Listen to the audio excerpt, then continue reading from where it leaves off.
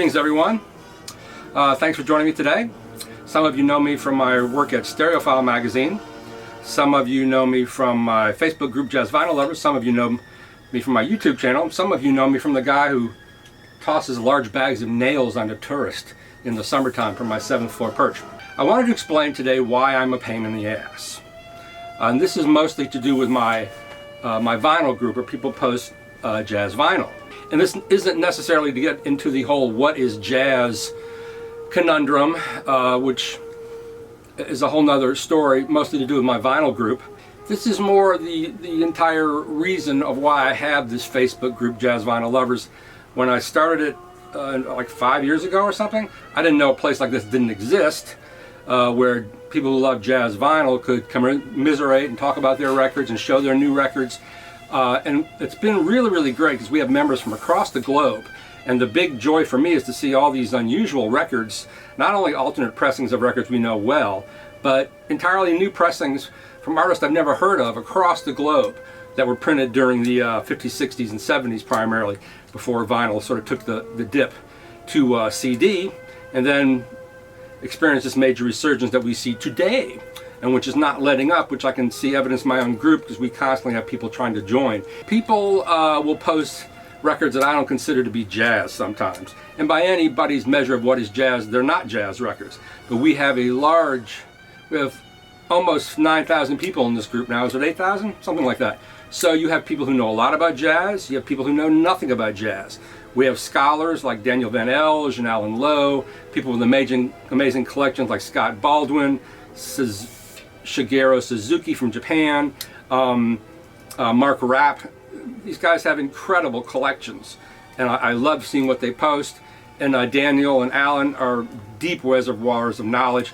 Alan Lowe is both a musician and a writer. If I have any questions about the history of jazz, I ask him. Daniel as well has an amazing collection. He has like every Savoy, every Roost, every Prestige record. It's really astounding. And plus he has an amazing depth of knowledge. And on his channel, he often relates jazz to the black experience. You cannot separate the two, which seems like an obvious thing. And before I really started discussing these things with Daniel, we're pretty good friends, it was my contention, you know, here am I, some white guy in the year 2021, a former musician, a current writer, that when all the great jazz artists made their music, from whatever label, from whatever era, they were purely artists. You know, and you know, in America, jazz artists have suffered so much at the hands of white folks, if you want to make it really general. But I just considered they were making their art. When they came into the studio, they left all the racial strife and the bigotry and the hatred and the mistreatment and the murder and the lynchings and the hangings and the death, left those on the corner while they went at Rudy Van Gelders and played their music.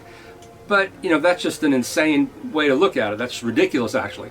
No artist is separate from the environment he lives in. He's a reflection of the environment he lives in. And after talking to Daniel and sort of, I guess that's obviously true, I actually found an article that shows you all the great jazz records that are basically about the civil rights movement, about the race for equality, the race is not the right word, the battle for equality that goes on to this day. And during the civil rights movement, we had many pop performers and some jazz performers very involved in that, obviously. Nina Simone, very involved in the civil rights movement. After the civil rights movement, we had more of the Black Power movement, where all the free jazz musicians were much more involved, and they took up the mantle, such as Horace Tapscott in LA, and I believe Bag was in Detroit, and Amir Baraka here in New York, obviously the Art Ensemble Chicago. All these groups were free jazz artists, free jazz, that gave back to the community. They were connected to the community. It was an organic, holistic thing.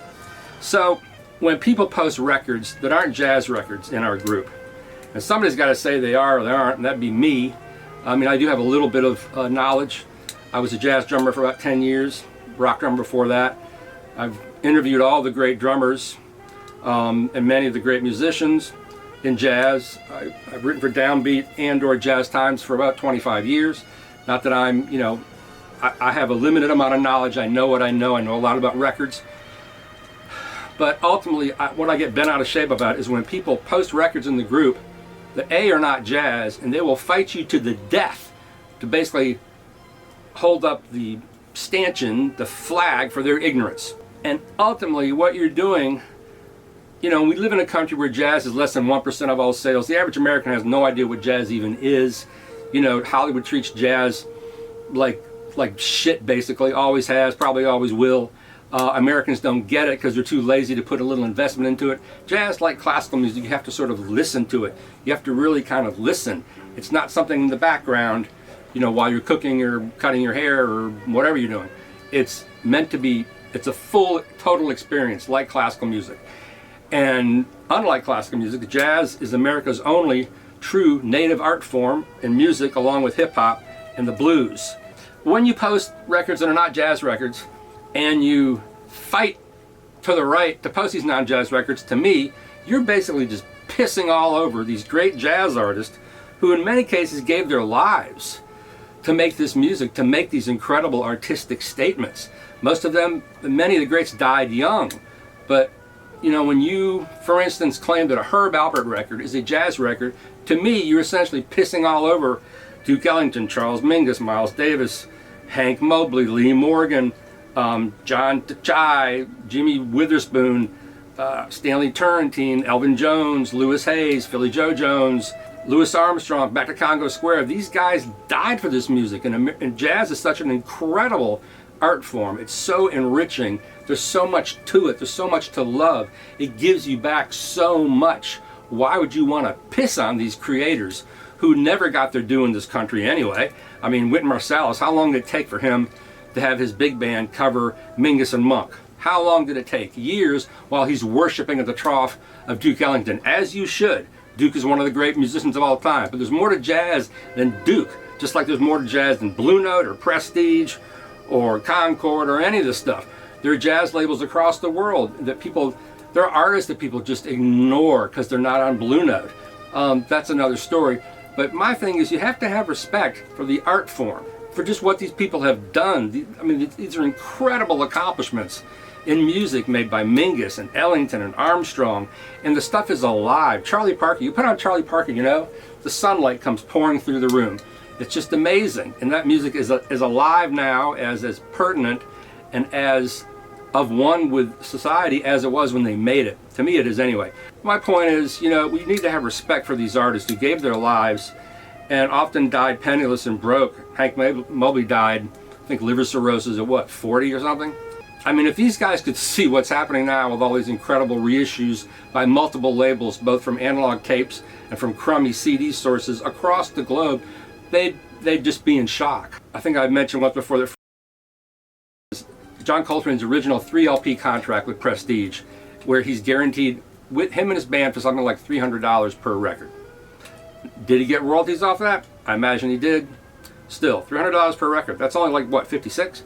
That was probably an okay deal at the time, but in the entire scope of jazz and the contribution these people have made and the beauty of the art form, it's just astonishing that people would fight for what they think is jazz when it's obviously not. These days I put it up to a vote, or, you know, whatever. But this is why I'm a pain in the ass. You know, it's just a little Facebook group. I guess it's not that big of a deal. But when it comes to jazz, you know, I believe you have to be a purist. And I'm not talking about the other music that it influenced, whether Bitches Brew is a rock record or a jazz record. Miles Davis is a great jazz musician. He was a great artist.